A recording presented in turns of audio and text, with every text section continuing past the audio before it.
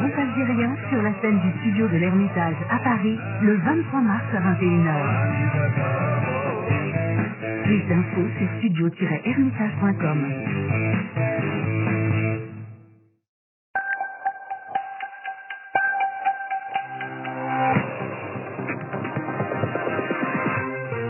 Il est à l'écoute des RFI, il est 19h en temps universel, 20h à Paris.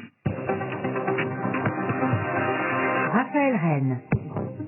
Le Sénat français rejette l'accord de libre entre l'Union européenne et le Canada, le CETA, dont le gouvernement assure qu'il serait bénéfique pour la France. La droite et la gauche sénatoriale se sont alliés pour rejeter ce texte. L'ambassade d'Israël aux Pays-Bas visée par un objet en feu. La police néerlandaise annonce l'arrestation d'une personne. Cette attaque intervient alors que la haie menace Tel Aviv de sanctions si une offensive était lancée sur la ville de Rafah. Et puis la disparition de l'ancien ministre de la Culture et animateur de télévision, Frédéric Mitterrand, neveu de l'ex-président de la République, est mort à l'âge de 76 ans. Le Sénat dit non au CETA. La Chambre haute du Parlement français a rejeté ce jeudi l'accord de libre-échange controversé entre l'Union européenne et le Canada. Une mauvaise nouvelle pour le camp présidentiel qui défend un texte bénéfique pour la France. Les élections européennes dans moins de 3 mois, la colère des agriculteurs de ces derniers mois ont largement déteint sur les débats et abouti à une alliance assez baroque entre la droite et la gauche sénatoriale pour rejeter le texte, Raphaël Delvolvé.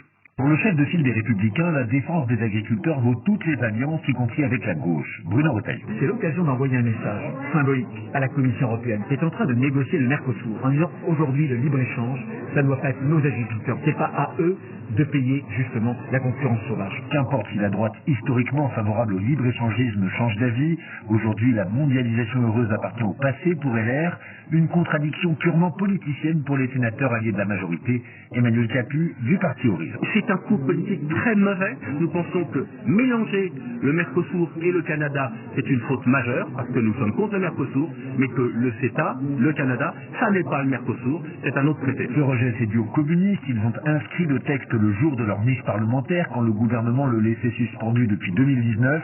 Cécile Cukierman, chef des sénateurs communistes, rejette toute alliance de la carpe et du lapin. L'artifice, c'est quoi? C'est de faire de l'obstruction pour qu'un texte ne soit jamais inscrit à l'ordre du jour du Sénat parce qu'on sait qu'on va être battu. Ça, c'est artificiel. Le texte doit maintenant revenir devant les députés. Le gouvernement, sans majorité absolue, n'a pas intérêt à l'inscrire à l'ordre du jour.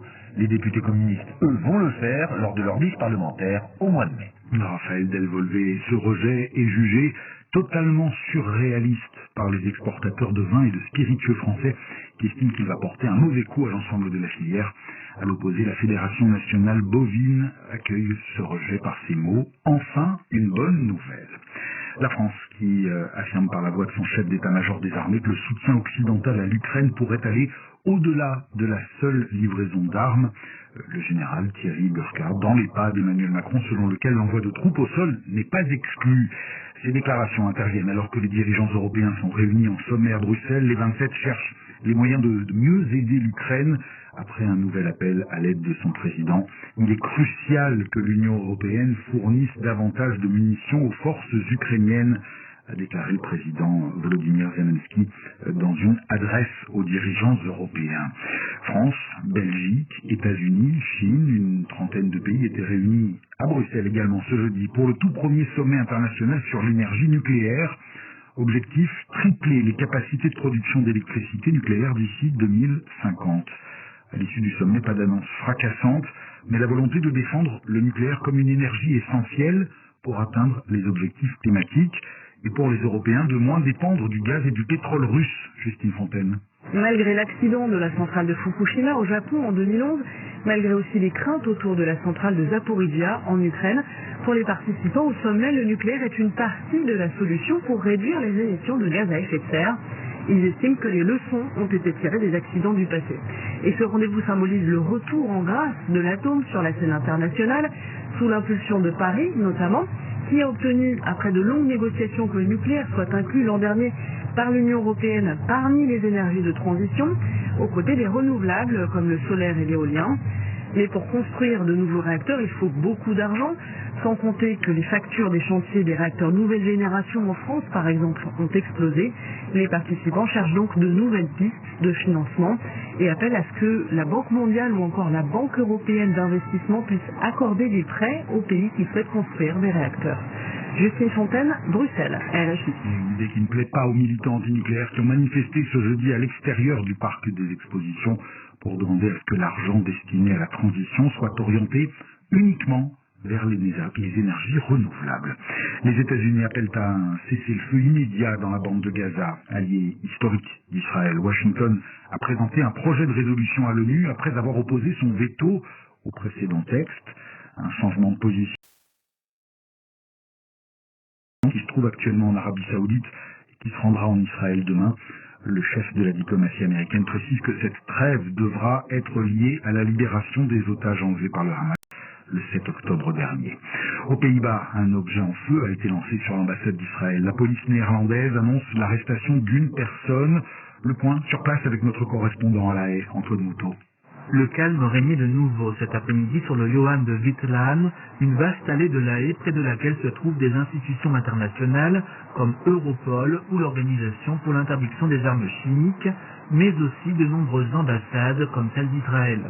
En fin de matinée, cette même rue était remplie de véhicules de police et interdite au public, car selon les autorités, une personne a lancé un objet en feu en direction de la représentation israélienne. Un suspect, un Amstélo-Damois de 25 ans, a été arrêté juste après l'incident, ajoute la police, qui précise que si le bâtiment a été légèrement endommagé, il n'y a pas eu de blessés. Des heures plus tard, des policiers visiblement sur leur garde procédaient toujours à des contrôles d'identité dans les alentours. L'incident peut surprendre puisqu'un vaste dispositif policier autour de l'ambassade d'Israël était déjà déployé depuis plusieurs mois. Mais pour Tom Verhoef, porte-parole de la police de La Haye, joint par téléphone, il était difficile de prévoir ce type d'attaque. L'ambassade se trouve sur un axe très fréquenté de La Haye. Il est impossible de boucler toute la zone. Il y a des mesures de sécurité visibles. Cela n'a pas suffi à éviter ce qui s'est passé aujourd'hui. Cet événement intervient dans un contexte délicat ici aux Pays-Bas, puisqu'hier, le Premier ministre démissionnaire Mark Rutte a prévenu le gouvernement israélien qu'une offensive de grande ampleur à Rafah pourrait être synonyme de sanctions néerlandaises à l'égard d'Israël. Antoine Moutot, La Haye, RFI. L'élection présidentielle aura lieu 3 mois plus tôt que prévu en Algérie. Le scrutin se tiendra le 7 septembre prochain. Aucune raison n'a été avancée pour expliquer la tenue anticipée de cette élection. L'actuel président Abdelmadjid Tebboune, qui avait été élu en 2019 avec 58% des voix, pourra se représenter. Une vingtaine d'avions de combat chinois détectés autour de Taïwan. Ce soir, les appareils ont été repérés à la tombée de la nuit. Selon le ministère taïwanais de la Défense, 32 avions chinois avaient déjà été repérés au-delà de la ligne de démarcation entre la Chine et l'île dont l'autonomie n'a jamais été reconnue par Pékin. Les forces armées taïwanaises ont surveillé la situation et utilisé des avions de patrouille, des navires de la marine et des systèmes de missiles côtiers en réponse aux activités détectées, précise le ministère. Korean Air va passer commande de 66 avions Airbus. La compagnie aérienne sud-coréenne souhaite acquérir 33 A50, 27 A350 000 et 6 A350 90, tout ça pour un montant total de 13 milliards 700 millions d'euros. On a appris il y a quelques instants, je vous le disais en titre, le décès de l'ancien ministre de la Culture et homme de télévision, Frédéric Mitterrand. Retour sur son parcours avec vous, Isabelle Chenier. Il portait un patronyme, Mitterrand, qui le faisait appartenir à une lignée de hauts fonctionnaires, de généraux, d'artistes. Frédéric était le neveu du plus célèbre d'entre eux, l'ancien président de la République, François Mitterrand. Le cinéma était une des passions de sa vie. Il avait joué quelques rôles avant de racheter à 24 ans la salle de cinéma à l'Olympique, à Paris, créant rapidement un réseau d'une dizaine de salles art et essai. En 1981, inspiré par la fin d'une histoire amoureuse avec un collaborateur, il avait réalisé son premier long-métrage, Lettres d'amour en Somalie. Mais pour beaucoup de Français, Frédéric Mitterrand, c'était d'abord une voix qui avait régné sur la télévision française pendant 25 ans. Une voix nasale, nonchalante, qui racontait de façon romanesque la vie des stars, des grands de ce monde ou des têtes couronnées. Producteur et écrivain, son roman La mauvaise vie, paru en 2005, l'avait mis au cœur d'un scandale. Certaines pages de ce livre racontant des épisodes de tourisme sexuel en Thaïlande. En 2008, le président Nicolas Sarkozy l'avait nommé à la tête de la prestigieuse Villa Médicis à Rome, avant de le promouvoir ministre de la Culture.